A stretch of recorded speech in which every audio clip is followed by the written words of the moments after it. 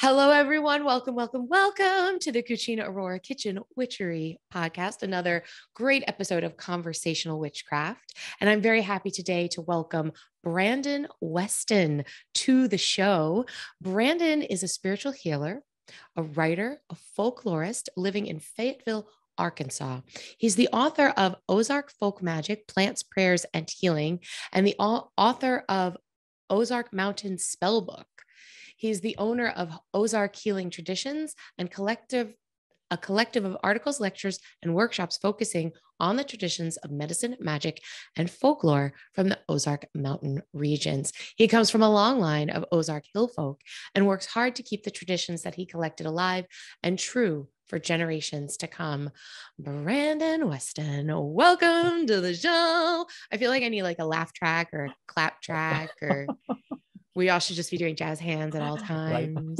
Right. Thank you for being here. Yay. Thank you for having me. Thank you. It's wonderful. And it's nice to like finally like meet you face to face. I feel like that's been the joy of the last couple of years for me, you know, with COVID being such a nightmare, but there have been these bright spots of like, I would never get to meet you in person. Exactly. And yet here we are. Right? Like so fun. Yeah. It's definitely been interesting. I teach, some virtual classes and stuff. And, I was very skeptical about doing them early on, but I was able to get interested people from across the US and some people from Britain and a couple of people from France one time. And it's just like, I don't know, it's an amazing way to network and connect with people. Right.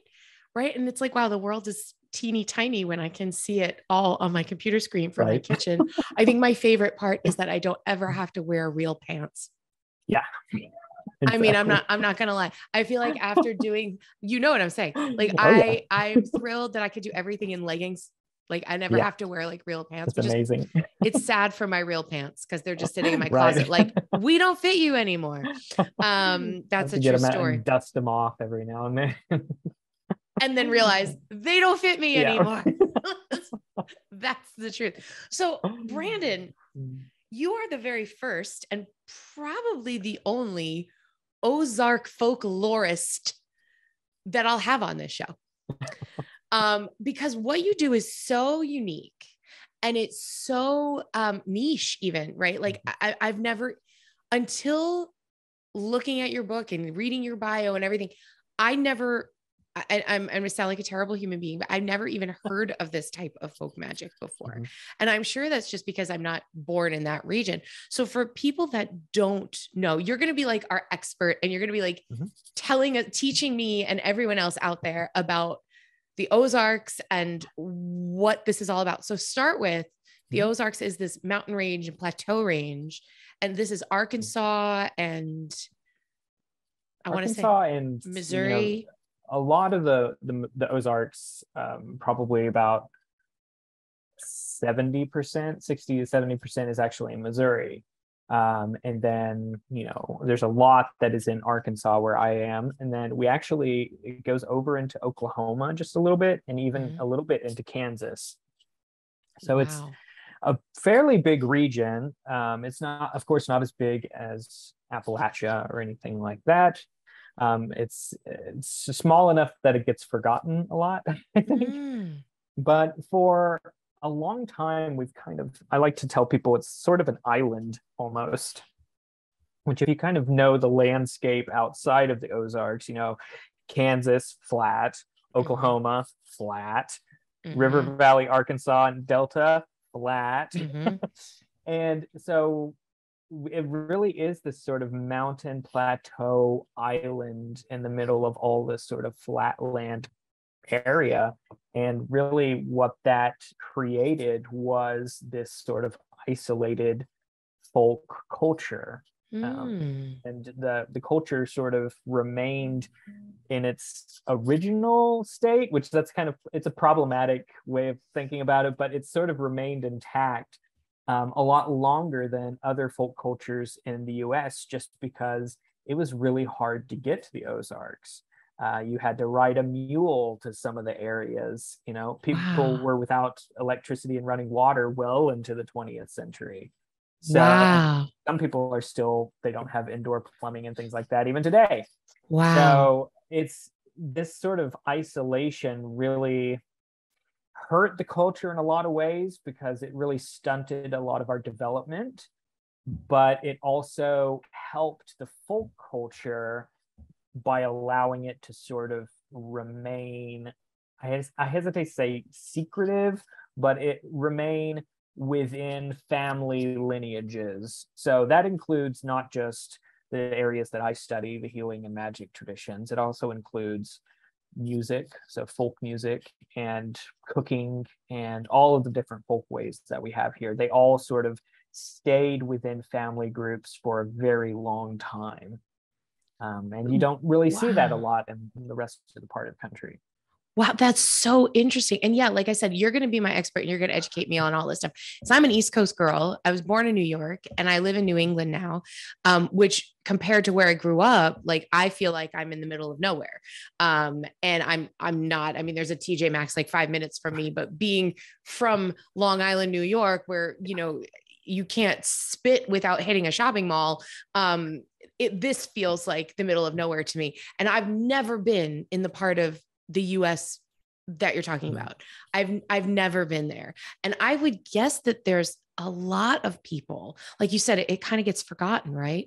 I would guess that there's so few people that have such a deep knowledge of that geographic area, unless you are born there, raised there, and steeped in those traditions. So tell us a little bit about your connection with this space. Were you born out there?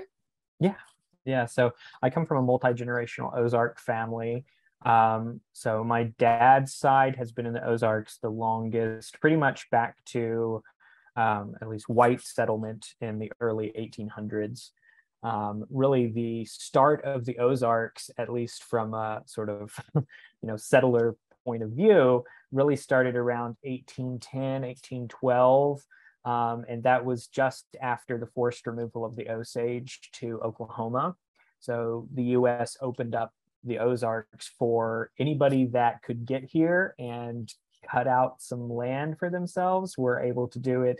In a lot of cases, they didn't even have to pay for the land. Right. It was like, get your wagon. Yeah, exactly. Right. During that, the like kind of Wild West sort of point in history where it was like, get your wagon, get your horses, pack your shit in a covered wagon and just go out west and wherever you can find a plot of land, put your flag in it and it's yours. Yeah. And in particular in the Ozarks, the people that were crazy enough to come here were from Appalachia for the most part. And so my family, my dad's side, I can trace back to settlement around 1810. And before that, they came from Tennessee, North Carolina, mostly. And that is very common for old Ozark families to have, their sort of origin in Appalachia. And the reason for this is the Appalachian hill folk were already used to this landscape. They were already used to, being able to somehow farm on rocky, mountainous ground. They were used to this sort of stuff. Right. And so the Appalachian hill folk, really, it was mountain culture coming across and then becoming, further evolving as mountain culture. Wow. And then, of course, after the hill folk came in, then we have what are called the valley folk. That came in mostly from Midwestern areas. They came really to the valley areas because we have a lot of very fertile river valleys in the Ozarks. And so they came to actually farm. And so these were the people that would have built up towns, would have brought in later tourists and things like that. So there's still this sort of divide between the hill folk and the town folk or the valley folk today, even though, even the smallest towns around here probably have a pretty good Wi-Fi connection and a Walmart, but there's still a little bit of an animosity between the hill folk and the town folk or these valley folk. And so my family mostly came from hill folk. So these were people living very hard lives in mountainous areas. Most of the time, they were just sort of subsistence farmers. Right. Sometimes they produced things to sell, but a lot of times it was just families sort of just picking away a life for themselves. Yeah, grow what you need.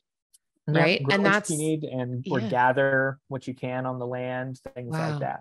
So Wow. that's the sort of family, I guess, ancestry that I come from. Um, and of course, it hasn't been really, you know, hill folk survival in my family for a while. My dad actually, the house that he grew up in and his grandmother's house actually didn't have indoor plumbing and things like that. So it was still, very close to what the hill folk were doing when they first came, but it's very hard to find any of that sort of old culture today, and there's a lot of reasons for Wow. Wow. This is really, really interesting because uh, this is like a part of, I think, American history specifically that there's so much that's misunderstood. And I think there's so much that like the first thing that came to mind when you said what you said was, that this was people that just, came here with a pitchfork and settled. that. And what did I say? That my immediate reaction was, oh, it's like the Wild West. And Yeah. that's what I think, right? That's what I think, which obviously is like a granule of maybe the way it actually was. So this is fascinating to me to think that this is so much of like how our country was built that we don't know about. And there is something interesting that you brought up that I kind of want to circle back to. You said there was the forced removal of the native people. Can you talk a little bit about that and how that influenced the hill folk and the valley folk and their practices? Sure. So it's interesting to look at the sort of fingerprints that are on Ozark folk culture, specifically healing traditions, which is kind of my area. And you actually see quite a bit of indigenous influence, but it wouldn't have been the indigenous people of the Ozarks, actually. So the indigenous influence on Ozark folk culture would have come from Appalachia. So it would have come from hill folk interactions with the indigenous people of the Southeast, specifically Cherokee, Muskogee Creek, Yuchi, Coasati, Chickasaw, all of the nations that are in the Southeast there. They would have already had a few hundred years of interaction, intermarrying. There were a lot of mixed race families that came to the Ozarks. And so the actual indigenous influences on Ozark folk culture would have come from this much older Appalachian source. By the time the Ozarkers came to what would become the Ozarks, for the most part, there were no indigenous people here. Wow. They had already been removed to Oklahoma. And so people always ask, is there Osage influence on Ozark folk practices? And sadly, there's not a lot. That's one area that when we look at the sort of modern Ozarks today, we can kind of reach out to a lot of different cultural groups that are now a part of this Ozark tapestry of folk culture who haven't historically been here. And Osage Nation is one of those groups.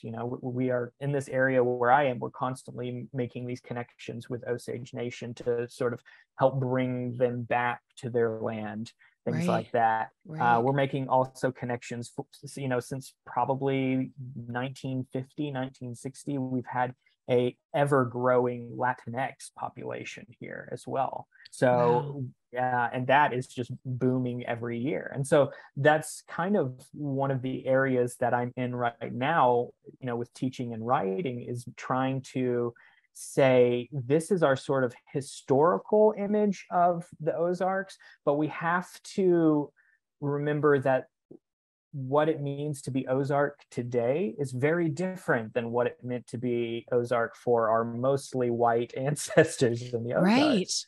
And so as Ozarkers, of course, my passion area is healing and magic. So I do a lot of cross-cultural work with communities here. So cross-cultural work we have a huge Marshallese community here from the Marshall Islands. We have a huge community of people from Southeast Asia.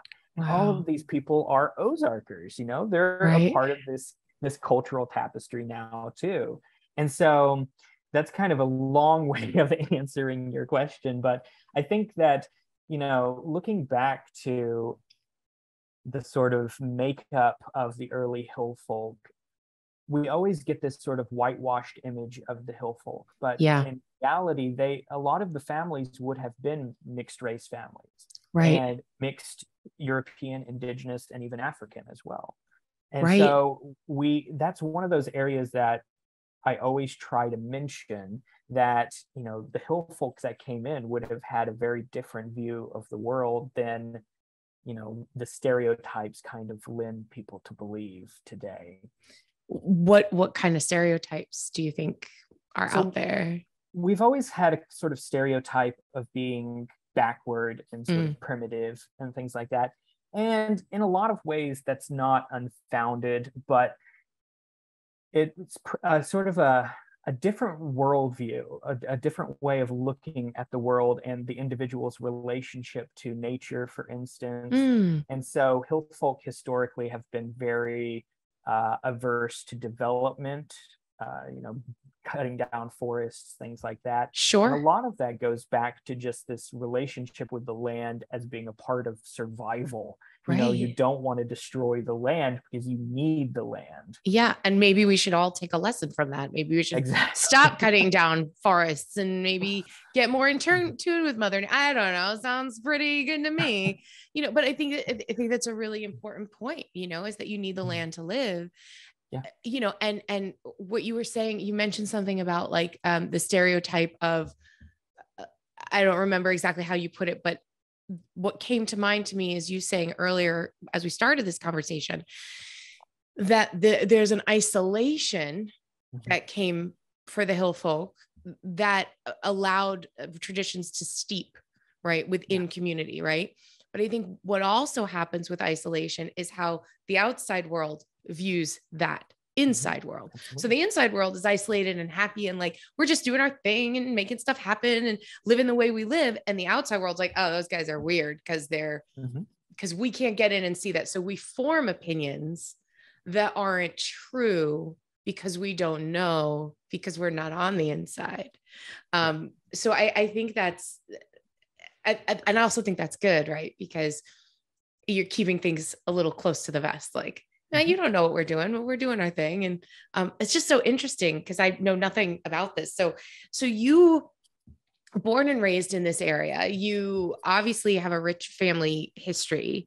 Can you pinpoint like one particular instance, or was there something early on in your life that, because there's the culture of where you live and the community you were brought up in, and then there's the magic and the healing part of it, right? So how do you, within a community that is very isolated, start to find magic? What does that look like? And can you give us an example of that, what that was like for you growing up?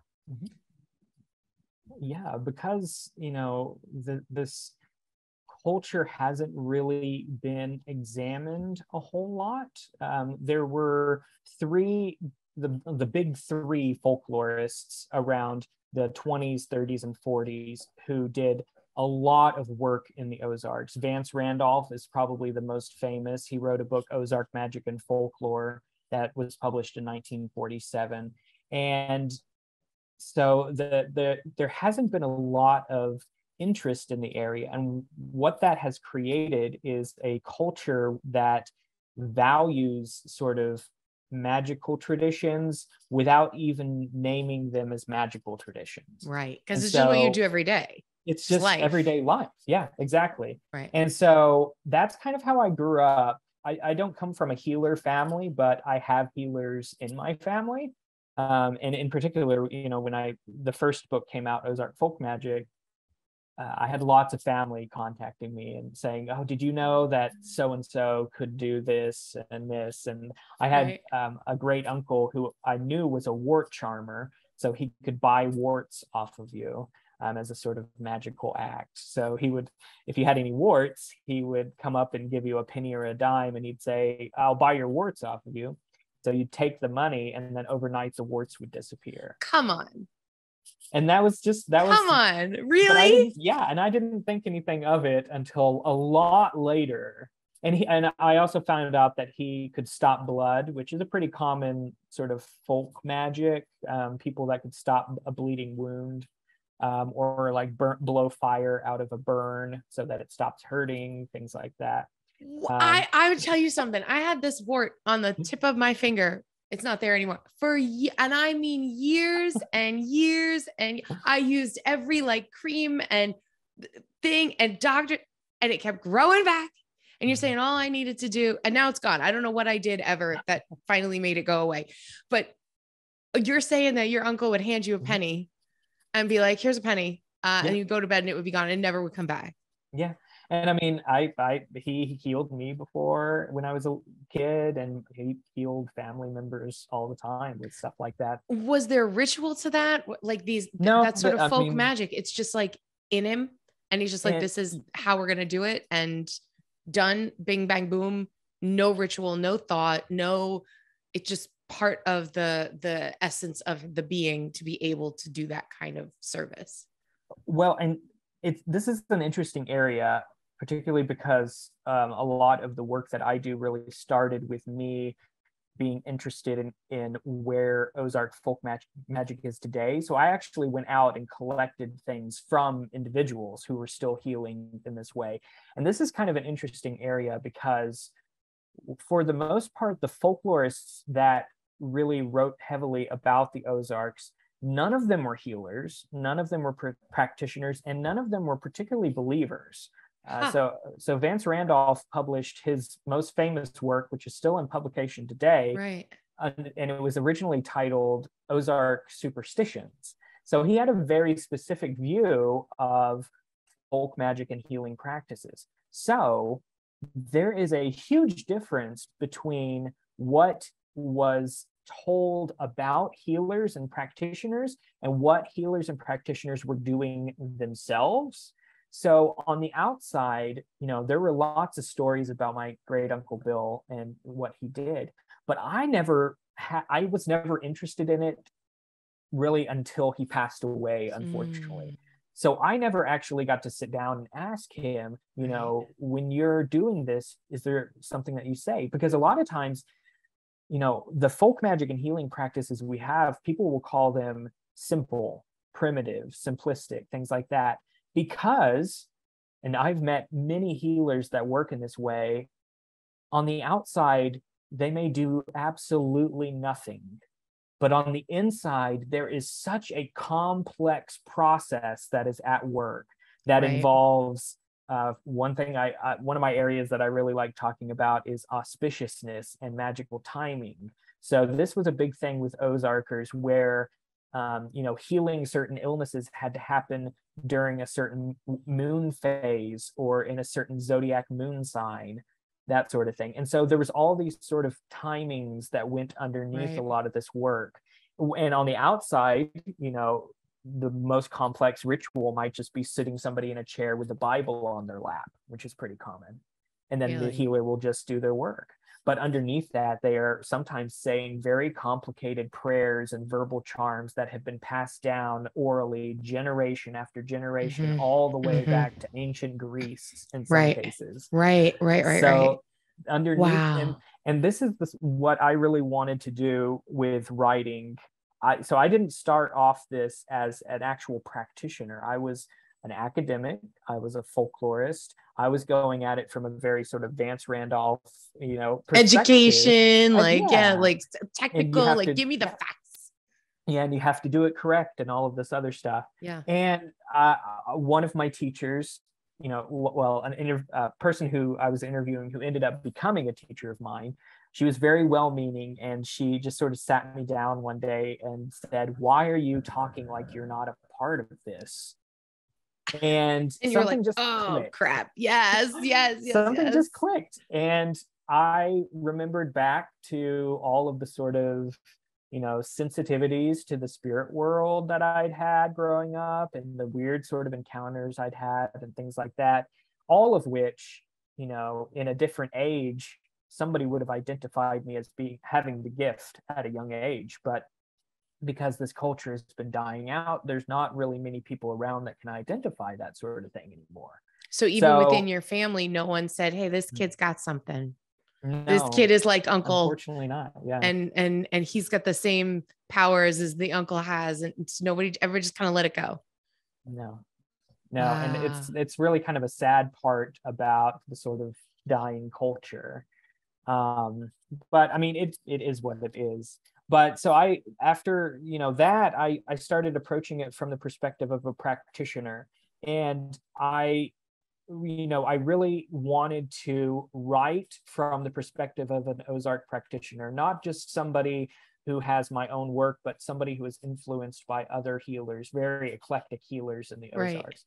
And I really felt strongly about doing this because there has never been another healer or folk magic practitioner that has been able to write from their perspective in this way. It has always been folklorists and storytellers telling stories about us rather than letting us speak for ourselves and tell our own stories. Wow.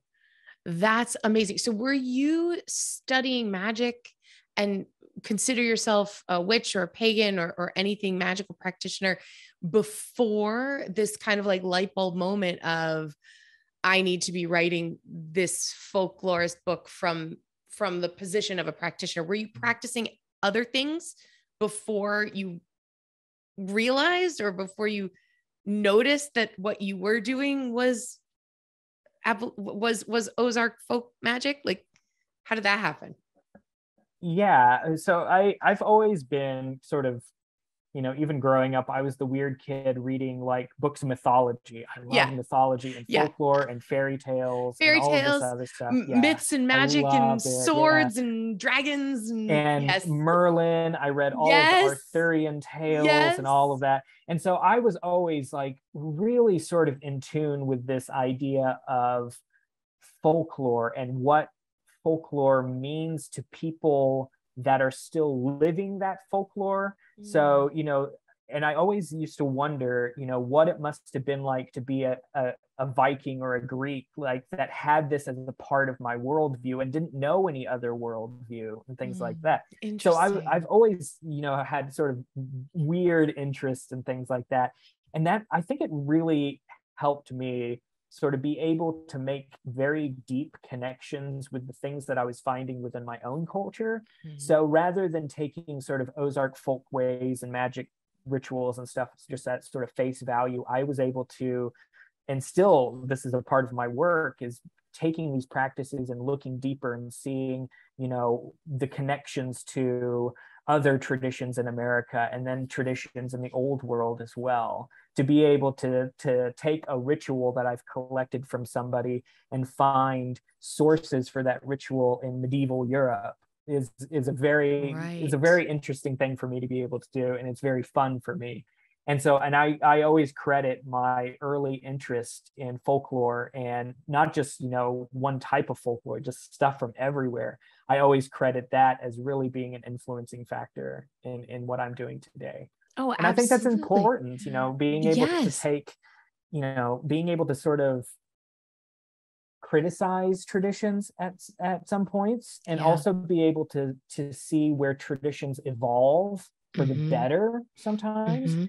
Because that's kind of been one of the, I guess, damaging things on Ozark folk culture for so long, is that because Ozarkers traditionally have been so protective of their culture, they have been very averse to any type of change at all. And so you really today, even, you have this sort of latching on to the good old days, and not letting go of it. And that's one of the things that I do with my work, is encouraging people to look at how traditions can evolve. Things can kind of die out, and that's sad, but maybe it was for the better. And it's actually better for a culture to evolve and change than latching on to the big T, capital T tradition sort of stuff that we get locked into. Agreed. And it's also about not just, I think there's a how do I want to put it? Adaptability, right? It's because we talk about, this is what's coming to mind for me. You said some of the traditions you can trace back even to like ancient Greece and stuff like that. And I think it's very important to remember that none of us, with the exception of indigenous people, are from this land, right? Even though you're saying the folks that are in the Ozark are most of them from Appalachia, those people, their ancestry probably goes back to Europe, right? Colonizers and Europeans and coming in and whatever, right? So those people over generations, we're talking hundreds of years, right? Hundreds of years, they brought their traditions with them and then had to adapt, not even change, but adapt. If you live in a place where you need this particular herb to make this tea that's going to heal your stomach, but you don't have that herb because it doesn't grow in this area, you have to find something else. And that something else becomes the thing that is adapted and changed, that then becomes the new tradition, which is based off of the old tradition. Right. So this adaptability, I think that's where you get that strength in culture and the strength in community. Even if you want to boil it down into smaller communities, is that adaptability to what is surrounding you and how do I use this? Going right back to, you said at the very beginning, the land and the earth and the forests and all of that stuff. So nobody likes change, right? But when it's framed through adaptability versus everything you're going to do is going to change and you're not going to have any of those roots anymore, it's different. And it sounds like what you're saying is the hill folk really figured out how to adapt these traditions, and by adaptation created their own. Right. And this, I've gotten into a lot of fights with Ozark old timers, the ones that are still sort of connected to the good old days, that sort of thing. And I've gotten into arguments before because, at least from the perspective of healers and magical practitioners, change has always been an important part of the work. And this goes back to, this idea of, and I've encountered this multiple times with healers, traditional healers, as well as what I call the neo-traditionalists, which the neo-traditionalists sort of incorporate more modern practices, some European witchcraft, things like that. But even the traditionalists that are still rooted in the very old sort of worldviews and things like that, they will say, if it works, it works. Right. And so if, in their practice or their work, if they encounter some other ritual or something like that works, traditionally they would incorporate that into their practice. No right. problem. So the tradition would be to incorporate and adapt, not to say, well, that's not my tradition, so I'm not going to do it. Yeah. Right. But again, this goes back to what I was talking about earlier, the difference between how the culture has sort of described healers and practitioners and how healers and practitioners have described their own work. Because on the outside, there are traditionally there are a lot of taboos surrounding the gift and the power. You can only pass certain things down a certain number of times. You can only pass man to woman, woman to man. You can only pass older to younger. You can only pass sometimes through a family. So there are a lot of these taboos. There are a lot of these restrictions, which seem like, things that are meant to be preserving the tradition in a very specific way. But what you find a lot of the times is when you actually talk to healers, these were sometimes restrictions that healers let slip into the public in order to protect their own practices. So for instance, so you didn't have people knocking on your door all the time asking you, could you teach me how to do this? Could you teach me how to do this? They would say, oh no, you're not in my family. Family so I can't only. teach you. Family only. But underneath it, practitioners often worked in a very dynamic way. They often evolved and changed their practices rapidly. Right. They often, readily incorporated in other things as they learned other practices. And so there is a difference between the sort of things that, the traditions and the restrictions and the taboos that are sort of on the surface level and what's happening underneath all of that. And again, that's why it's so important that we allow practitioners to speak for themselves, to tell their own stories. because then we will get the truth of the story rather than somebody telling, a story about somebody. That's just that's just fantastic. I just love that. I love those traditions and like that insular, like, well, no, I'm not gonna do it for you. And then you can imagine, I could just see that like a little old lady being like, oh no, honey, I can't teach you this magical spell. I can't teach you how to do this because I don't like you. But oh, you're not in my family. Sorry. And then, the next person comes along and she's like, okay, honey, I'll do it for you. Yeah, absolutely. At their discretion. What kind of traditions are practiced in this particular form of folk magic? I know you are a healer, so give us an example of some healing magic that is quintessentially Ozark folk magic. Besides the warts, because that's amazing. Right. That's just and I mean, amazing. there are so many wart charms. I always tell people that I could is warts a thing? Yeah, I could write an entire book on Ozark wart remedies. Oh my God. But there is a difference. I was talking earlier about the traditionalists versus the neo-traditionalists. Yeah. And amongst the traditionalists, wart charms were very important because people were working on the land. They were working with animals. The likelihood of getting warts was much higher. Right. Amongst the neo-traditionalists, I actually, there's, some wart charms going around, but the neo-traditionalist sort of practitioners that I met, that was one of those things that sort of, I hesitate to say die out, it evolved out because we don't really need that anymore. And so the healing work today is still very diverse, right. So, but there are some practices that are sort of still rooted in the older traditional work.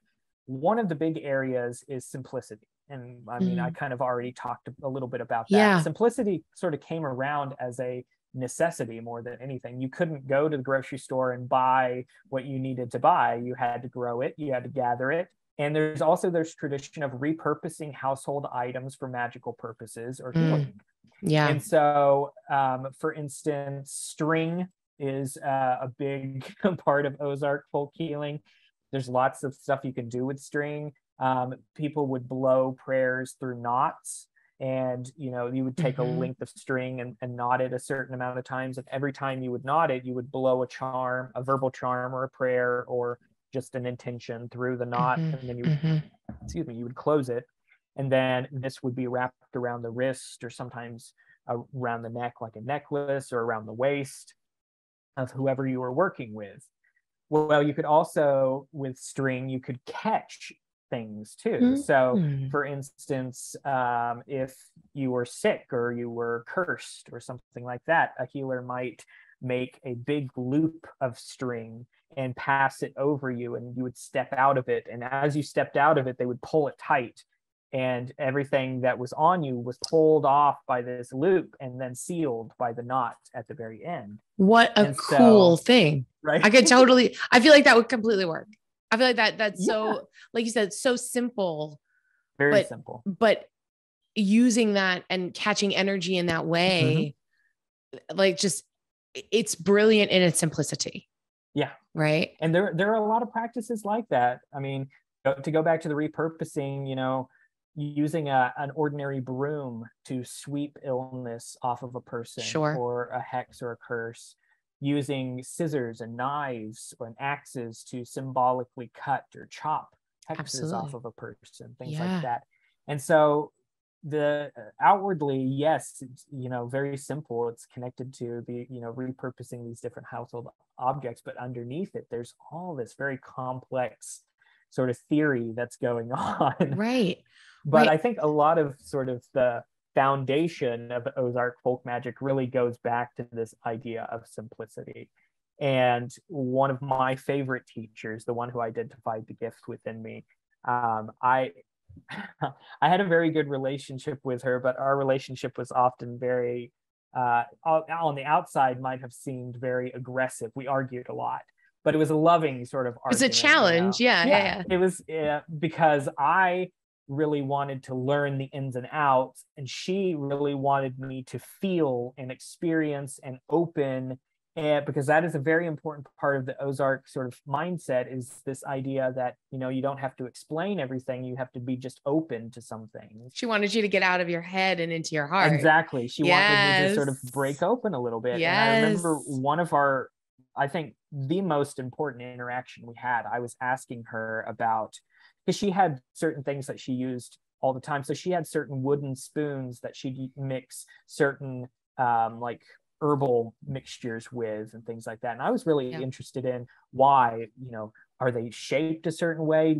Did you make them in a certain way? Are they made of certain type of wood? So I was asking all these questions, and she just stopped me.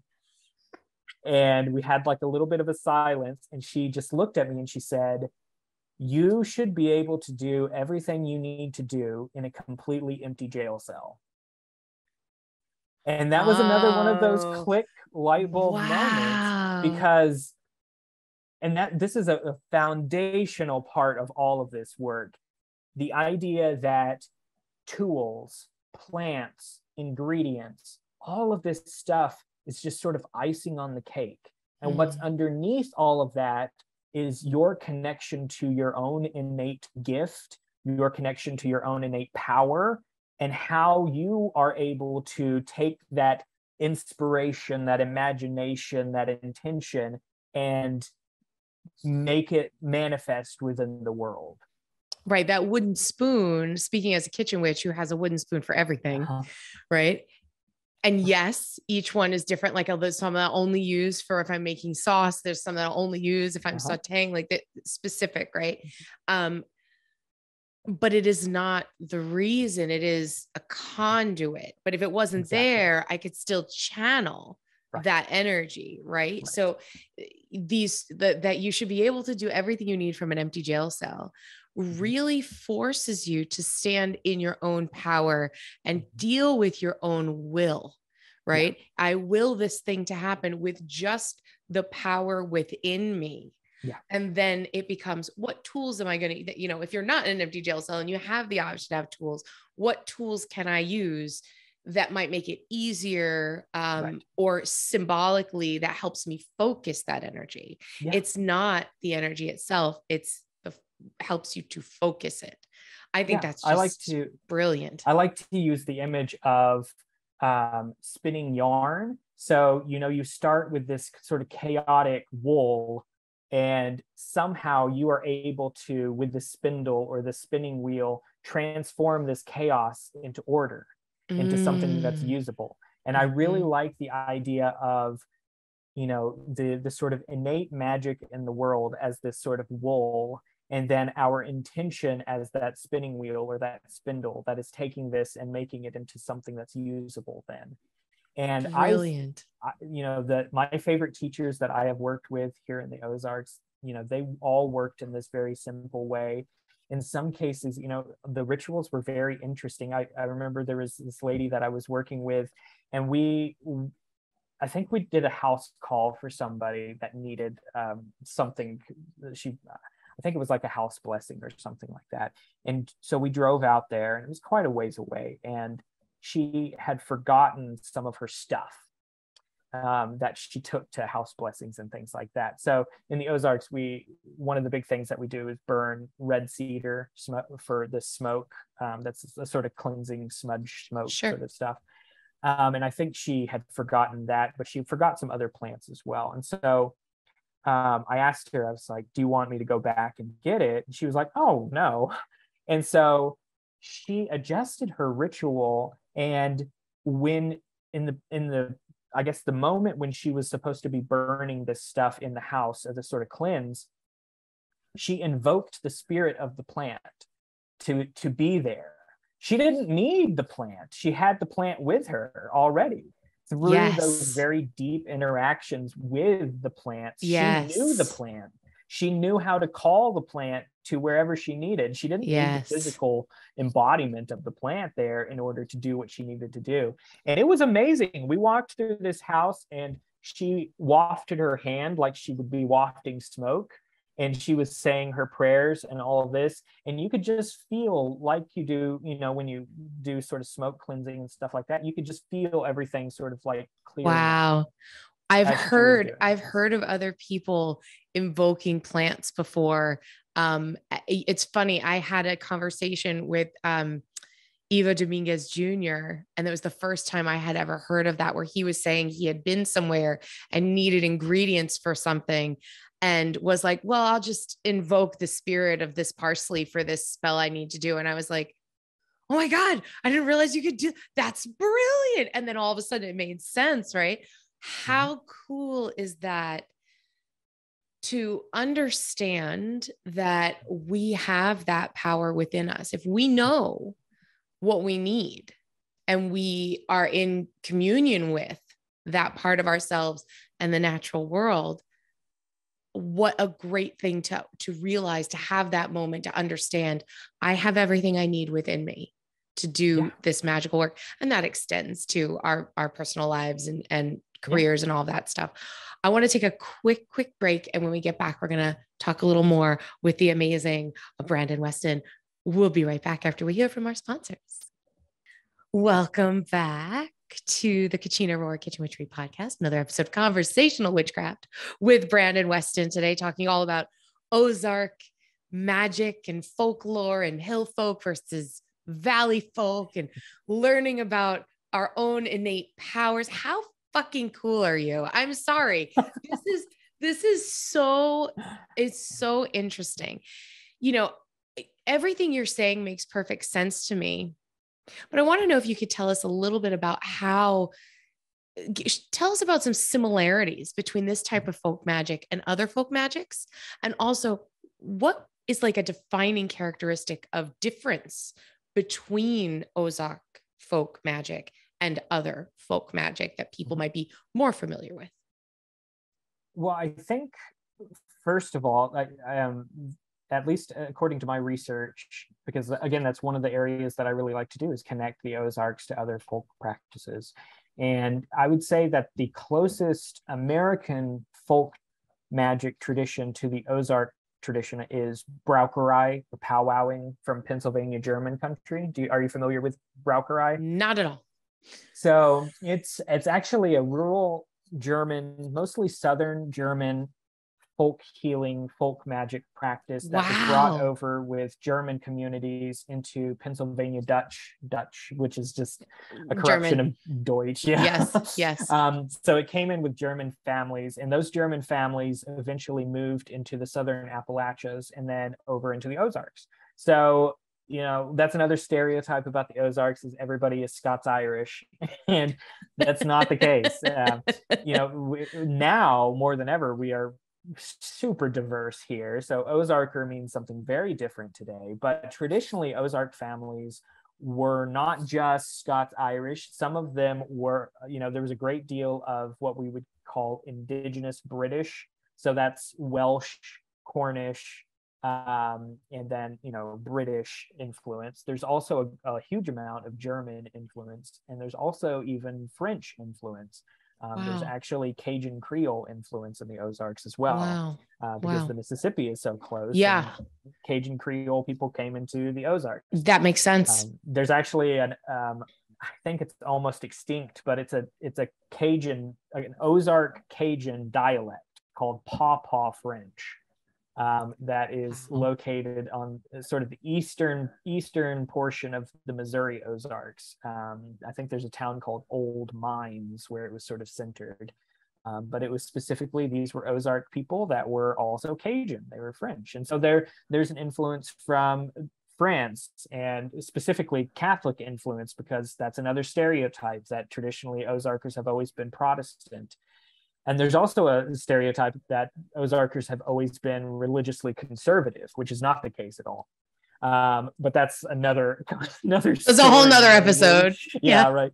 But as far as influences go, we are probably closest to Braucherei, the Pennsylvania German folk magic, just because there was a very similar, I guess, way of looking at magic, working simply, things like that. Right. We do have some influence from Southern root work, conjure, hoodoo, which, you know, a lot of people are familiar with these days.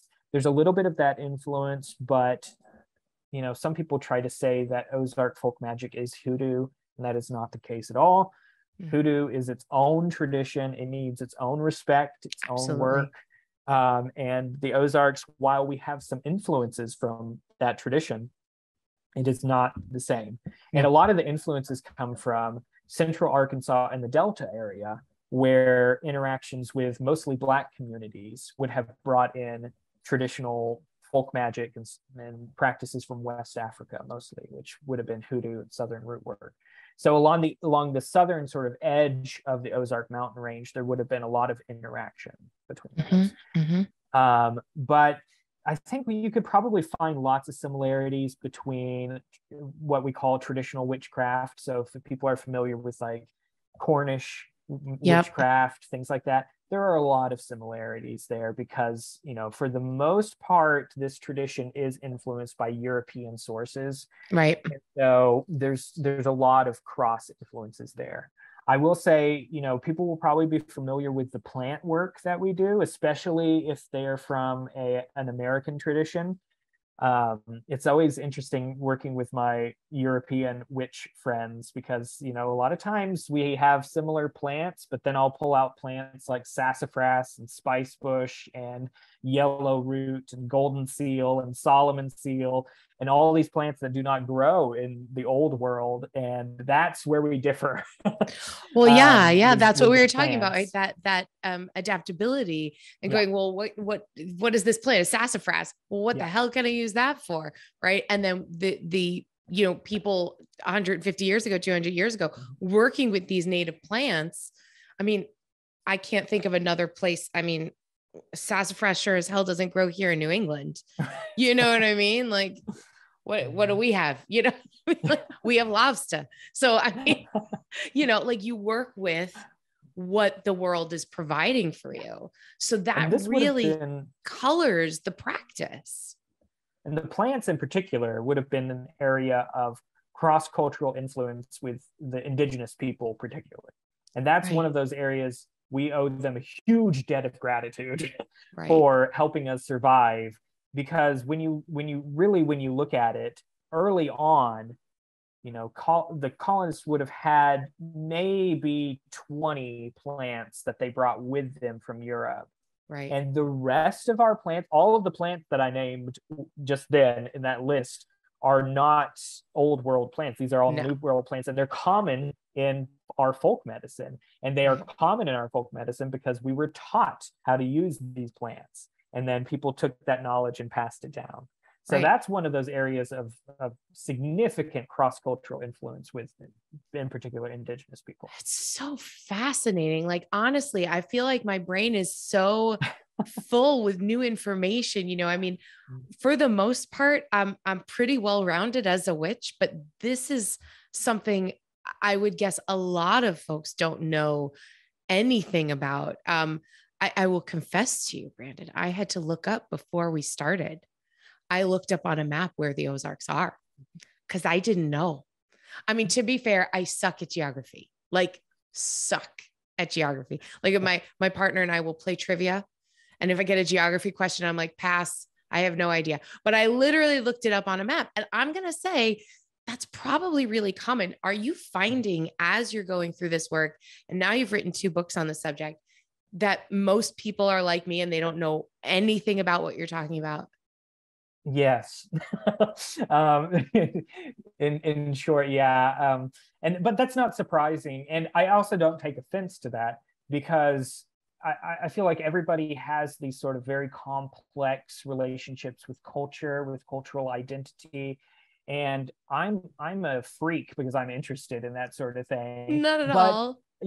I think the common person, if you were to pull out any of these cultural regions, and say, do you know where such and such is? Most people probably won't know that. I mean, if you give me anything that's probably from like the Great Lakes region over East Coast, I probably don't know what you're talking about either. I'll have to look it up on a map. And so, with the Ozarks, and we've always kind of occupied this weird sort of place. We're not quite Midwestern. We're not quite Southern.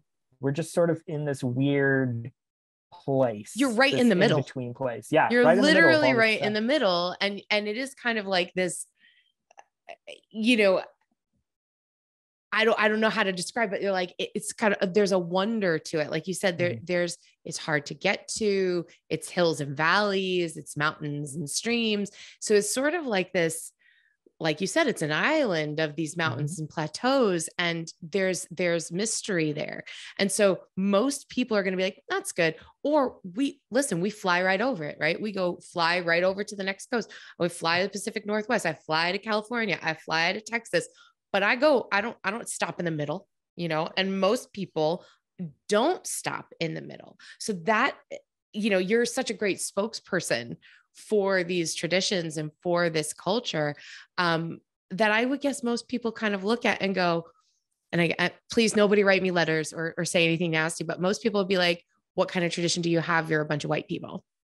You know what I mean? And that stereotype of, but there's such a rich culture there because of how this geography has shaped the people that have settled there. Right. Exactly. Right. I mean, okay. So on that note, because there's such a rich tradition there, and I recently spoke to someone who, is leading in the field of the Mexican folk magic. So it's really interesting for me to go from that conversation to this conversation. And I'm going to ask you the same thing that I asked him, which was, I would never if I wasn't doing this podcast and I wasn't in the business of learning and sharing and creating a space for information, I would walk into a bookstore and I would see a book that says Ozark Mountain Spell Book. And I would go, this isn't for me. I'm not from the Ozarks, and put it back on the shelf. Is it appropriate to, if you're not from these traditions, to pick up this book and start doing some of these practices? Yes, absolutely. I will say that, and I get this question a lot, especially when the first book came out, because both the books are really companions to each other. The first book has a lot of the history. It has a lot of that foundational theory that gets ignored a lot. Right. And then the spell book is the sort of the practical guide for taking this sort of information that you learned and then, doing things in the real world. Right. And I would say that, these books are certainly open, and all of the classes I teach, they're open to anybody who is interested. And I've always had the intention with these books of reawakening the culture within Ozarkers, but also I want to reawaken something within readers in general, and I think in the first book, I talk a lot about stories and passing down stories. And, I always make a point of saying that, it's not just Ozarkers that need to collect their stories and pass them down. If you are from an Italian family on the East Coast, you need to talk to your elders about the weird things that they were doing in the kitchens and the prayers that they were saying and all of this other stuff.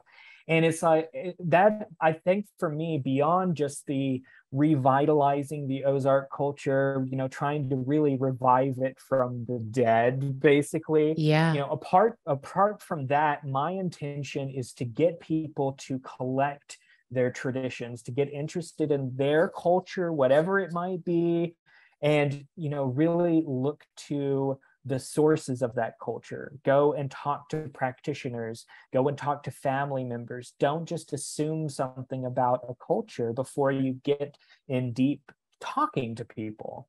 So that's really, outside of the book, that's really my intention, is to get people to talk to each other again. Yeah. And have those conversations, right? Have those conversations and find the connective tissue, right? Like, yeah, your traditions might be like going back to the thing about the string and, collecting the negative energy with the string. But my grandmother, she put out garlic if something was, feeling funky, and, we got to, slice a couple things of garlic and put it out on the counter, or, we'd have a conversation over a certain meal to kind of air, let the air out. So you have these traditions, and that can be difficult if you have people that have passed, or you have, turmoil in your background, or your heritage, or you're disconnected in that way. But I don't think that you find the reconnectivity unless you have those conversations. Mhm. And I also think that we live in a world at this moment in time in history that we're living in,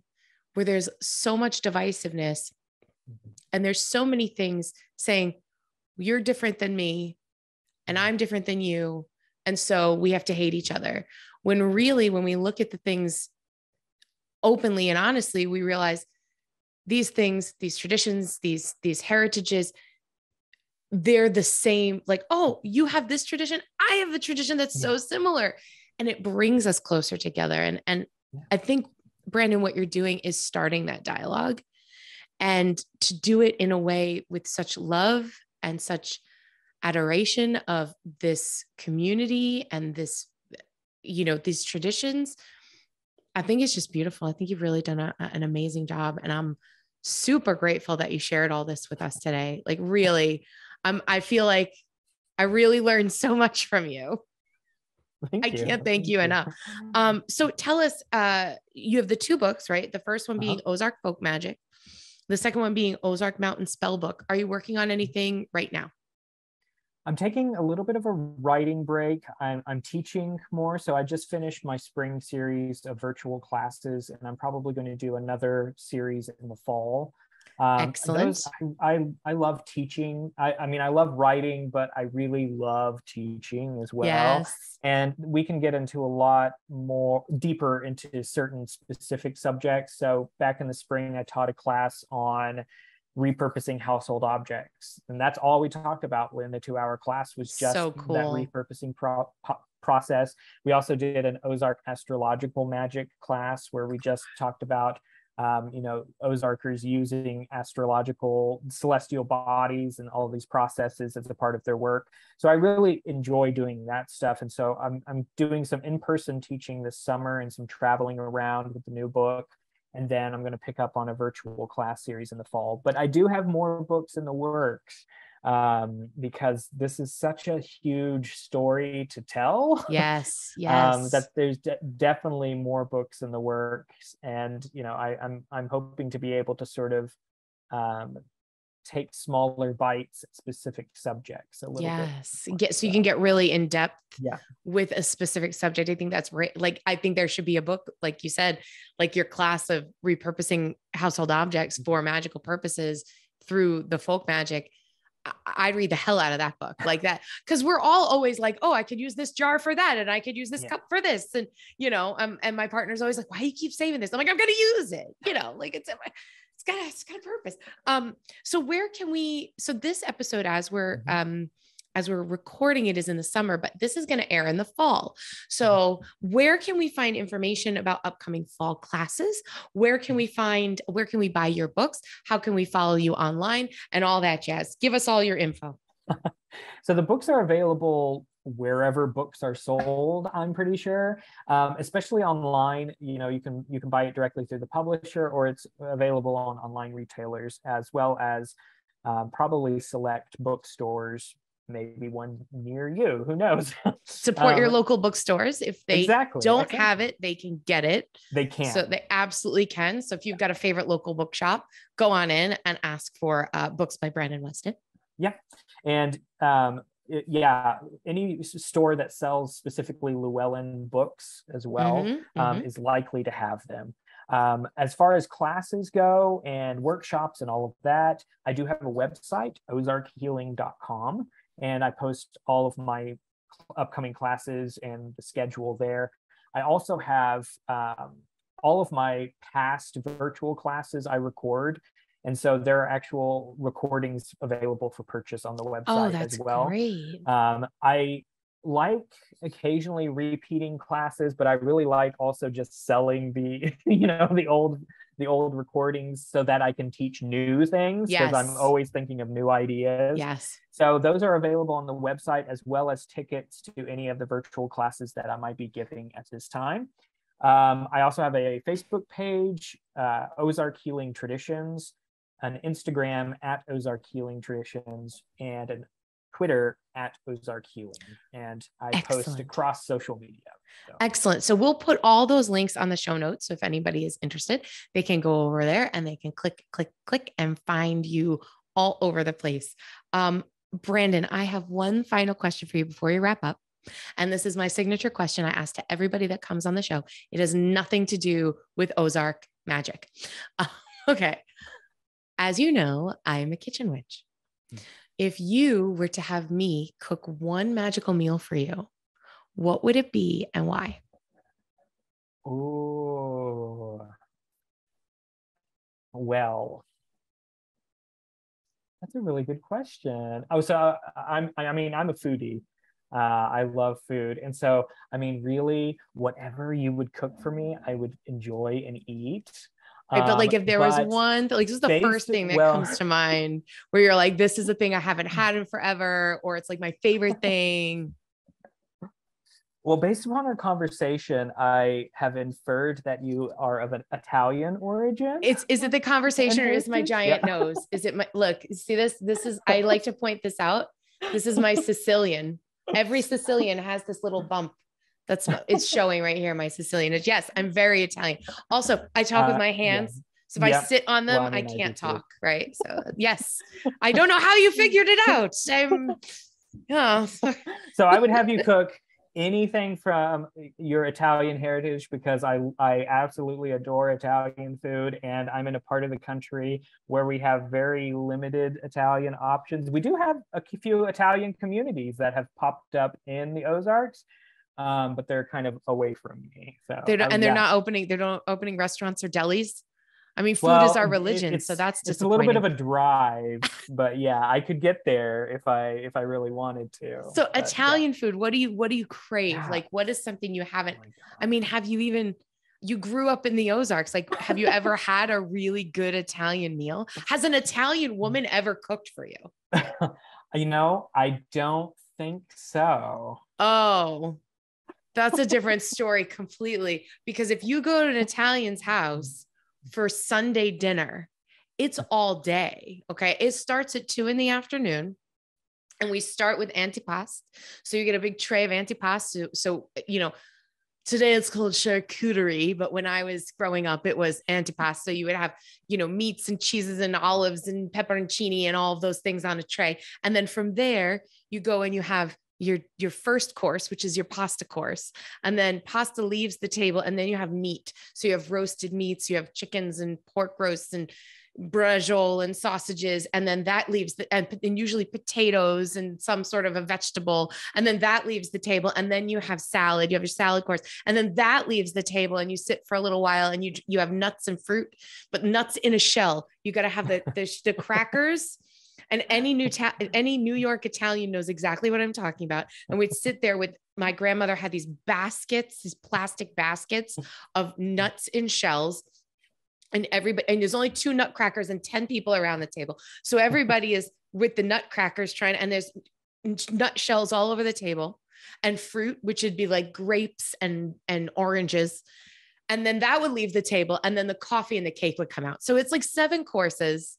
You start it. Yeah, I'm ready. I'm ready. Are you anytime you want to do 7 ready? courses for me. And let me tell you, I haven't thrown a big Sunday Italian dinner like ever.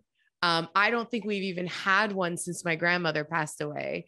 So I mean that I would love to do that. Like anybody who knows me I've ever cooked for is like, I'm saying I reel it in when I have company now.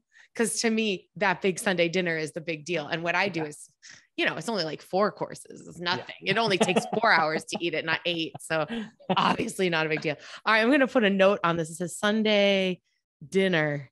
Yeah. That's what you want. Sunday dinner. Well, I mean, so just to, in closing, I guess food is such an important part of Ozark folk culture as well. Mm-hmm. And all of my finest, most beloved memories of my family have all been centered around food of some sort. And so, from one food culture to another, like I understand exactly what you're saying with that like Sunday afternoon meal. Like, yeah. Exactly. It's so interesting as in doing this podcast and meeting so many people from so many different traditions. There's a thread of kitchen witchery, kitchen magic in every single tradition, because food is something that really binds us all together. No matter where we come from on this planet, no matter who we love, no matter what color our skin is, no matter, what our religious beliefs are, food is something that everyone needs to survive. Mm-hmm.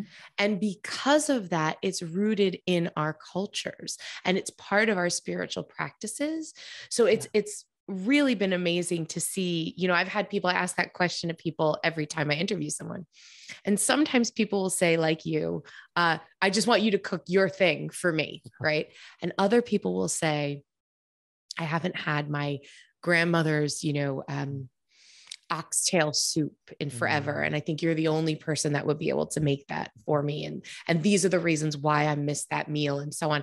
And you see how food and the traditions of food and cooking and ingredients and the rituals we create around gathering food, growing food, preparing food, sharing food, how they are, in most cases, our first introductions to ritual and magic.